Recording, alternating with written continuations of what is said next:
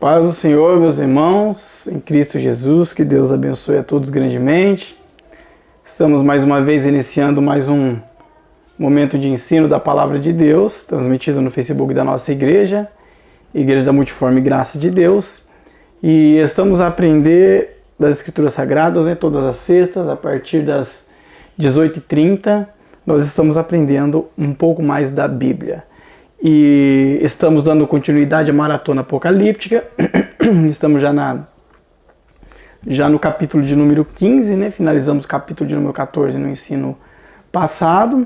E agora vamos dar continuidade, iniciando o capítulo de número 15, tá?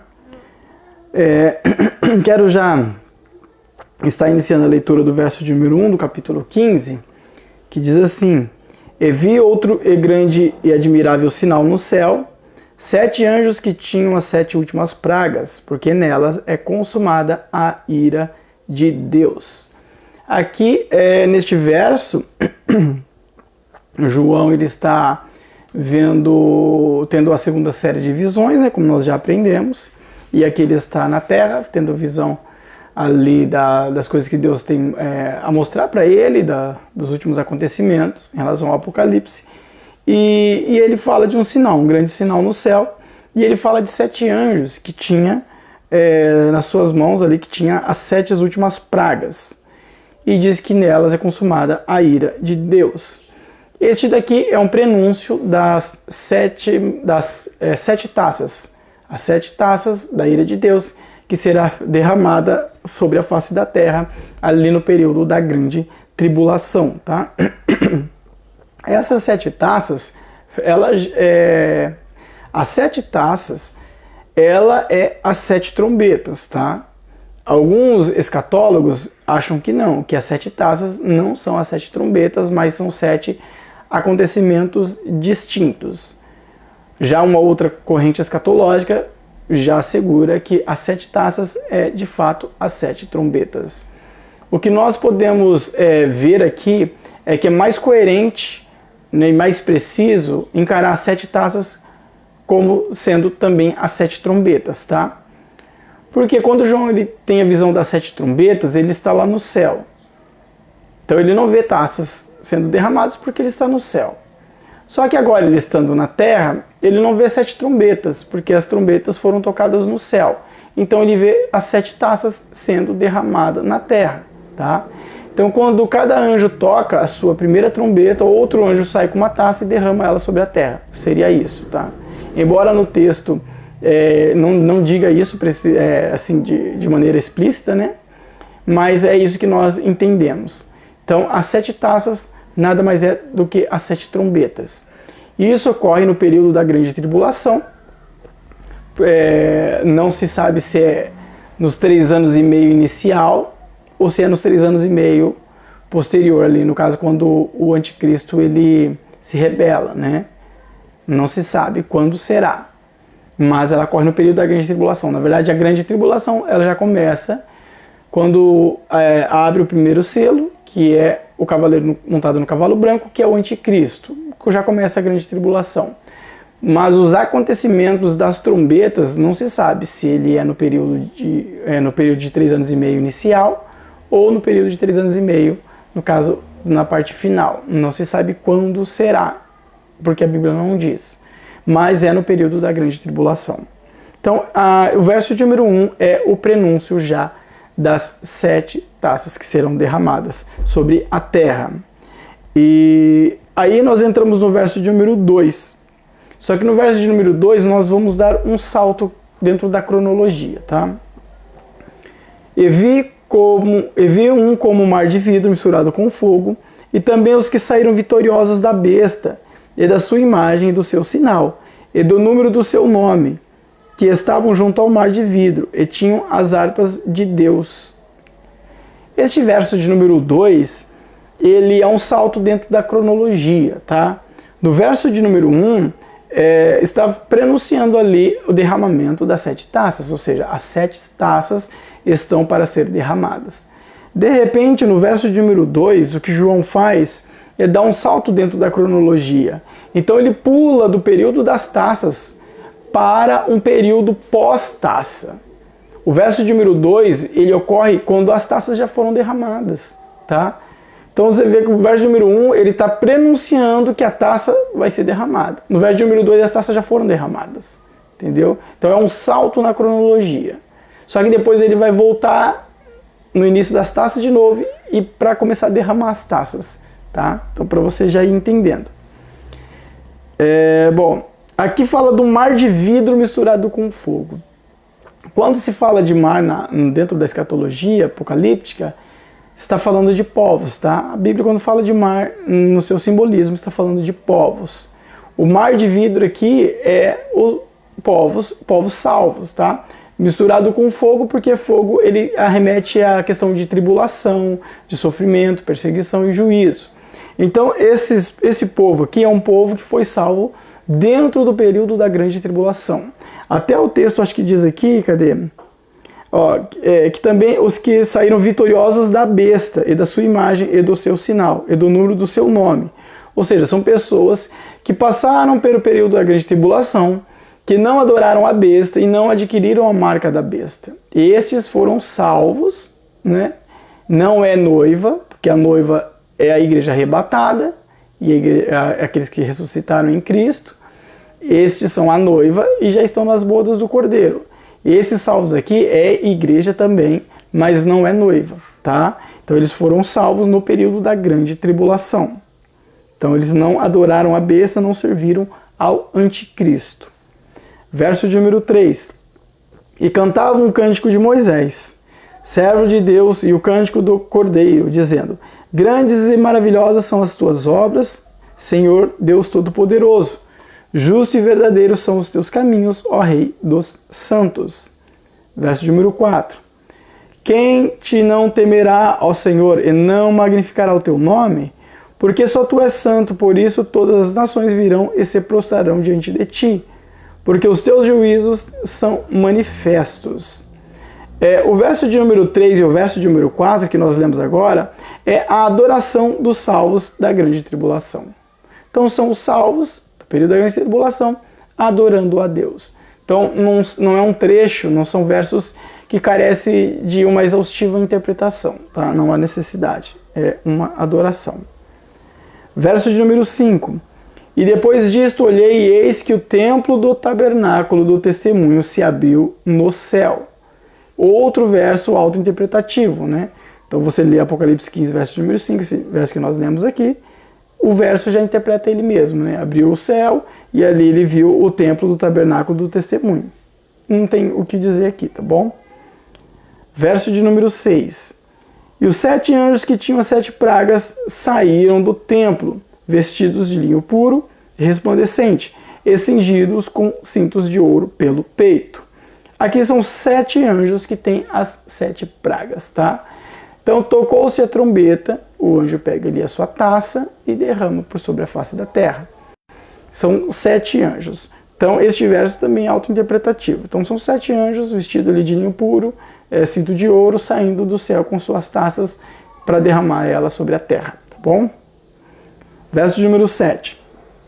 E um dos 4 animais deu aos 7 anjos 7 taças de ouro, cheias da ira de Deus, que vive pelo todo o sempre. Aliás, para todo o sempre.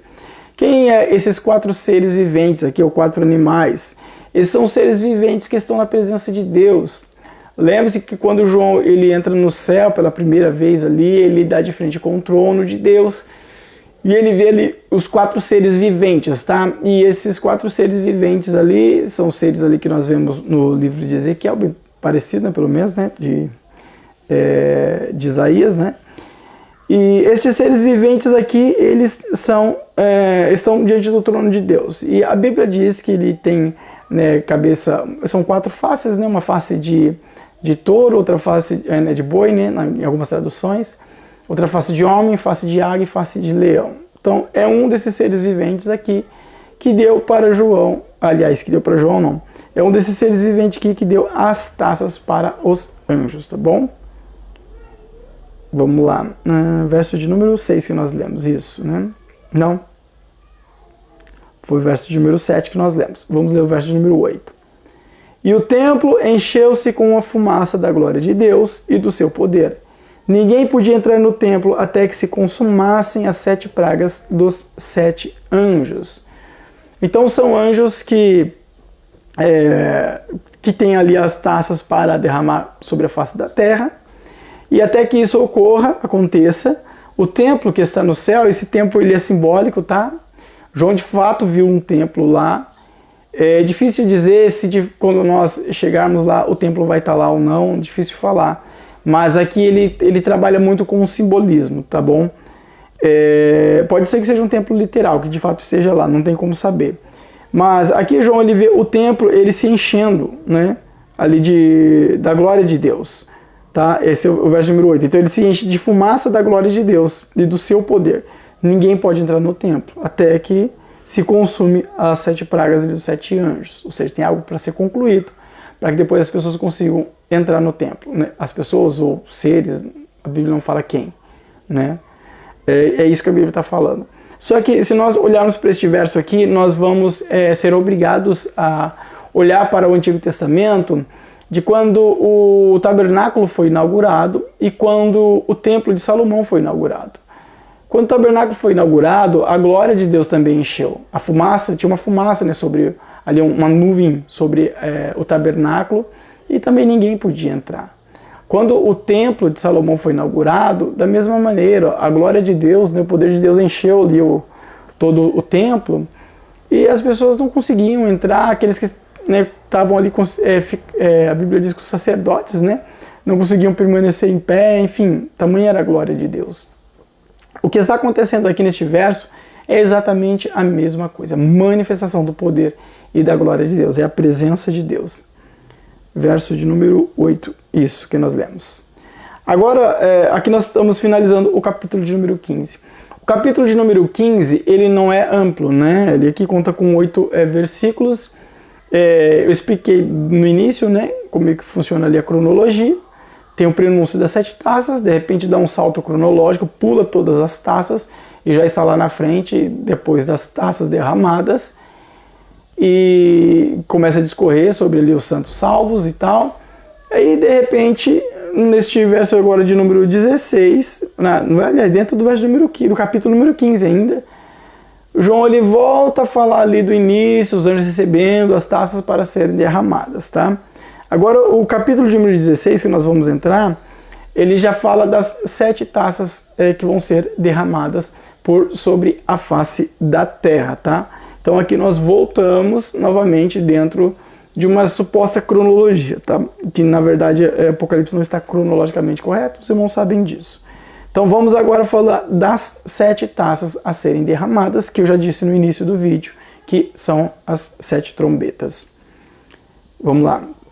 Verso de número 1 do capítulo de número 16. E ouvi vinda do templo uma grande voz que dizia aos 7 anjos: Ide e derramai sobre a terra as 7 taças da ira de Deus. Ou seja, aqui é uma ordem para os anjos executarem o juízo de Deus, tá? Simples assim. Lembrando, né, que isso ocorre dentro do período da grande tribulação. Inclusive, isso faz parte da grande tribulação, né? A grande tribulação ela não é composta só pela perseguição do anticristo e do falso profeta.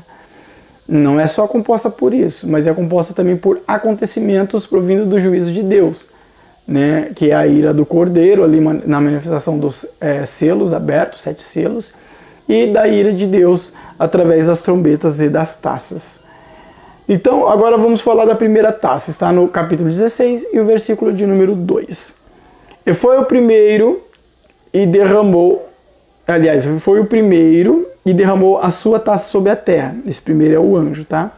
Então foi o primeiro anjo, derramou a sua taça sobre a terra, e fez-se uma chaga má e maligna nos homens que tinham o sinal da besta e que adoravam a sua imagem. Então o derramamento da primeira taça ocorre das pessoas que tinham a marca da besta, que terão a marca da besta, serem acometidas por uma doença que é uma chaga mortal, tá bom? Esse é o derramamento da primeira taça. Agora, como nós podemos associar a primeira taça, então, com a primeira trombeta, já que nós falamos que as taças é a trombeta?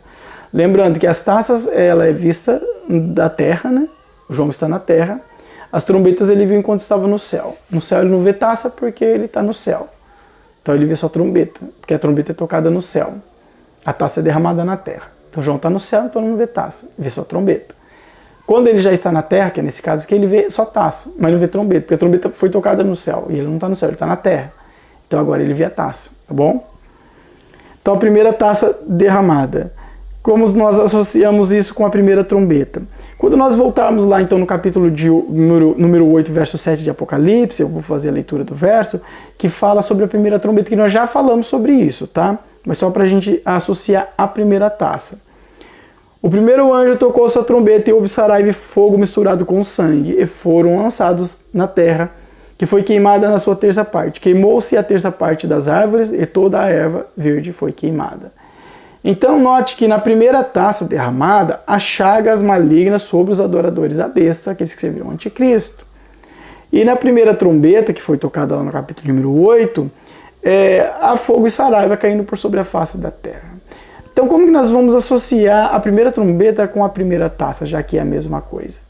Na verdade, nós temos que voltar um verso, aqui do capítulo número 7. Aliás, 2 versos. Vamos voltar lá para o verso número 5. Porque quando o anjo foi tocar a primeira trombeta, teve um outro anjo que estava com o incensário e derramou o incensário por sobre a face da terra. Quer ver? E o anjo, verso número 5 do capítulo 8, que nós já tratamos sobre isso, tá? Estou voltando esses versos aqui para a gente entender a taça. Ele está falando sobre taças aqui, tá bom? E o anjo tomou o incensário e encheu do fogo do altar e o lançou sobre a terra. E houve depois vozes e trovões, e relâmpago e terremoto. Então note que no toque da primeira trombeta, assim que a primeira trombeta vai, antes dela ser tocada, um anjo pega um incensário e derrama ele por sobre a face da terra. Tá? Então este anjo derramando este incensário por sobre a face da terra é caracterizado pela taça que é derramada ali no capítulo 16, do verso número 2, que nós estamos falando sobre a taça. Tá bom? Então note que esse acontecimento está associado ao toque da primeira trombeta. Enquanto a primeira trombeta é tocada, há fogo e saraiva por sobre a face da terra. Mas antes desse fogo e saraiva cair por sobre a face da terra, o fogo ali do altar já foi lançado com incensário, tá? E este, como eu disse, caracteriza a primeira taça sendo derramada. Então note que há uma associação com o toque da primeira trombeta, tá ok? Aí tem o derramamento agora da segunda taça, no verso de número 3. Então o primeiro anjo já derramou a sua primeira taça. Vamos ver o segundo anjo derramando a segunda taça. Apocalipse 16, verso de número 3. E o segundo anjo derramou a sua taça no mar, que se tornou em sangue como um morto, e morreu no mar toda a alma vivente. Então teve o quê? Agora aqui o derramamento da segunda taça, e o mar ele se tornou em sangue. Vamos ver lá no toque da segunda trombeta, que nós já tratamos sobre isso, capítulo 8, verso número 8, ó. E o segundo anjo tocou a trombeta e foi lançado no mar uma coisa como um grande monte ardendo em fogo, e tornou-se em sangue a terça parte do mar. Então note que a primeira taça, a segunda taça e a segunda trombeta, acontece exatamente a mesma coisa. O mar se torna em sangue. Por isso, as taças é uma resposta de cada trombeta que é tocada no céu, tá? Então, quando toca a segunda trombeta, cai algo sobre o mar e o mar se torna em sangue. João ele vê isso porque ele está lá no céu.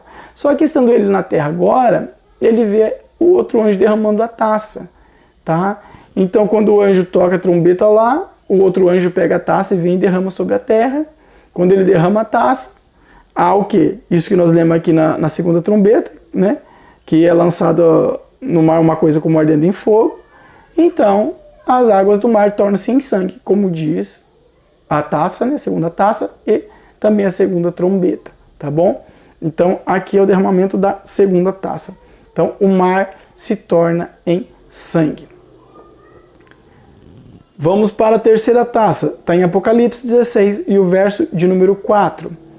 E o terceiro anjo derramou a sua taça nos rios e nas fontes das águas, e se tornaram em sangue.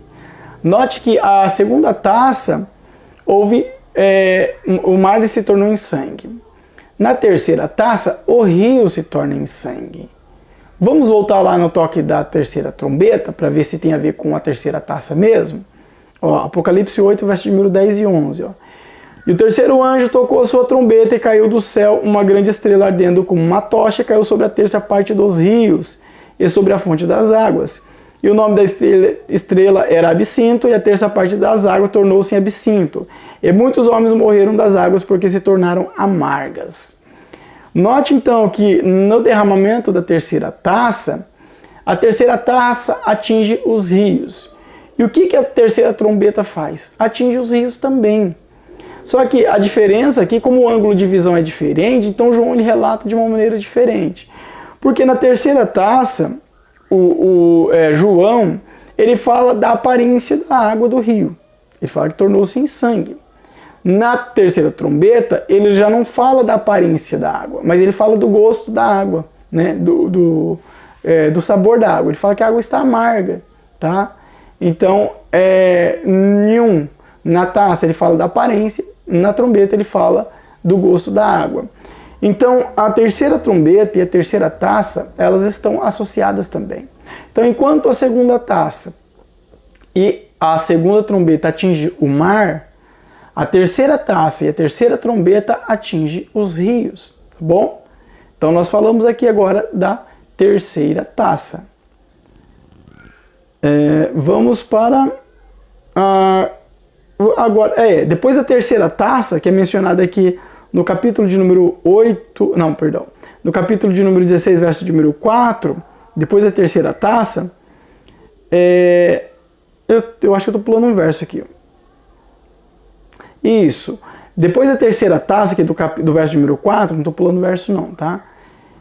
Dá uma pausa nas taças, tá? O texto aqui dá uma pausa nas taças, dá uma pausa aqui na terceira taça, aí ele entra numa espécie de intervalo, tá? O que ocorre dentro deste intervalo é um período de adoração, para que depois retorne com o derramamento das taças, tá bom? Então vamos para o verso de número 5. E ouvi o anjo das águas que dizia: Justo és tu, ó Senhor, que és e que eras, e que has de ser, porque julgastes estas coisas. Quem é este anjo das águas? É o anjo que lançou a praga sobre as águas, que está incumbido de trazer o juízo de Deus, né? Ele é o portador do juízo de Deus, e derramar-lhe por sobre as águas, tá bom? Este é o anjo das águas. Então foi ele que neste momento está adorando a Deus, aqui no verso de número 5. Aí o verso de número 6 e o 7. Visto como derramaram o sangue dos santos e dos profetas, também tu lhe deste o sangue a beber, porque disto são merecedores. Eu vi outro do altar que dizia: Na verdade, ó Senhor Deus Todo-Poderoso, verdadeiros e justos são os teus juízos. Então note que neste intervalo tem a adoração dos anjos, tá? É literalmente os anjos adorando a Deus, tá bom? Depois deste intervalo, retorna de novo ao derramamento das taças. As taças, elas são derramadas, a Bíblia não diz quais são os intervalos, né, do derramamento de cada taça. O intervalo que nós trouxemos aqui, que está no texto, é o intervalo de leitura, tá? Na própria leitura tem esse intervalo. Não significa que haverá um intervalo para que os anjos adorem, para que depois, de fato, derrame a quarta taça. Pode ser que a quarta taça esteja sendo derramada enquanto os anjos estão adorando, não tem como saber, tá? E outra questão é que, como isso tudo ocorrerá dentro do período da grande tribulação, não tem como nós sabermos se todas as taças, as 7 taças, por exemplo, as 7 trombetas tocadas, vão ser tocadas dentro de um mês, dentro de um ano, dentro de 3 anos, dentro de 6 anos. Não sabemos, porque a Bíblia também não diz, tá? Qual é o intervalo entre cada juízo. A Bíblia não diz. Tá? Provavelmente tem intervalo, porque Deus ele é misericordioso, né? Para que o homem se arrependa. Assim como aconteceu ali com Faraó no Egito, né? Onde vinha uma praga, tinha um espaço ali para Faraó se recompor e ali ter a oportunidade de se arrepender e tal. Depois vinha outra praga e tal. Então provavelmente terão esses intervalos para que o ser humano ele se arrependa. E muitas pessoas ainda serão salvas no período da grande tribulação. E nós vemos aqui, quando nós começamos este ensino, né, nós falamos aqui do mar de vidro, né, misturado com fogo. Então, pessoas que vão ser salvas dentro do período da grande tribulação. Tá? Então, muita gente vai conseguir, vai alcançar a sua salvação. Mas, infelizmente, muitas pessoas não vão se voltar a Deus. Vão continuar vivendo a sua vida dissoluta, vão trabalhar para o anticristo, né, para o falso profeta, ajudando a perseguir a igreja, ajudando a perseguir o povo de Israel, perseguir o povo de Deus remanescente, né? E muitos vão aderir à marca da besta, tanto é que aqui a primeira taça derramada aqui já foi chagas malignas ali sobre todos aqueles que tinham a marca da besta. Então note que é uma distinção, né, entre quem tem e quem não tem a marca da besta. E o juízo de Deus, ele vai distinguir isso, né? Não precisa ficar preocupado, meus amados, com a marca da besta, tá? Porque a marca da besta, ela só vai surgir depois do arrebatamento da igreja. Então ocorrerá o arrebatamento da igreja. Depois do arrebatamento da igreja, então é que vai ser aberto o primeiro selo. O primeiro selo é a aparição do anticristo. Quem traz a marca da besta é o anticristo, tá? Então o anticristo, ele só vai surgir depois do arrebatamento da igreja. E não existe sinal para o arrebatamento da igreja. Não existe, tá? Isso não tem na Bíblia. Não existe um sinal. Não, agora vai acontecer o arrebatamento por causa desse sinal. Não tem. Se houver sinal, não é para o arrebatamento. Jamais, tá? Então o arrebatamento, ele ocorre sem sinal nenhum. De repente, é no abrir e fechar de olhos. Não tem sinal. Não tem nada que prenuncia. Não acontece nada antes para que o arrebatamento ocorra. Não. O arrebatamento, ele é um evento singular, tá? Ele não depende de sinais, tá bom? Então não se preocupe com marca da besta. Os outros falam por aí que a marca da besta. Não se preocupa. Não se preocupa com o anticristo, que eles falam por aí, tal fulano é anticristo, Beltrano é anticristo. Não se preocupe com isso. Não se preocupe com juízo, com pragas. Não se preocupe com guerras. Não se preocupe com nada disso. Preocupe-se em ser igreja autêntica na presença e no querer de Deus, tá? Porque todas essas coisas só vão ocorrer para quem não for arrebatado, tá? O livro do Apocalipse, os acontecimentos do livro do Apocalipse, eles vão se iniciar depois do arrebatamento da igreja. Aí será aberto o primeiro selo, aí surgirá o anticristo, abrirá depois o segundo, terceiro, quarto selo, vai surgir os demais cavaleiros do Apocalipse, né? E tudo aquilo que nós já temos estudado. Amém? Então, meus amados, que Deus abençoe a todos. Na próxima ocasião, então, nós damos continuidade aqui ao derramamento das taças, tá bom? E nós vamos aprendendo das Escrituras Sagradas, conforme o Senhor vai nos ensinando e nos concedendo. Que nós possamos estar firmes no querer e na vontade de Deus, para que nós estejamos preparados para o arrebatamento, para a vinda do Senhor. Amém? Vamos orar. Senhor Jesus, obrigado por tudo. Abençoe cada vida, cada família, cada lar, cada casa. Derrama da tua paz, da tua graça sobre cada um, Deus. Livra-nos de todo mal, guarda-nos e protege-nos de toda obra maligna, Deus. E nos fortalece na tua presença para estarmos contigo eternamente, por honra e glória do teu nome.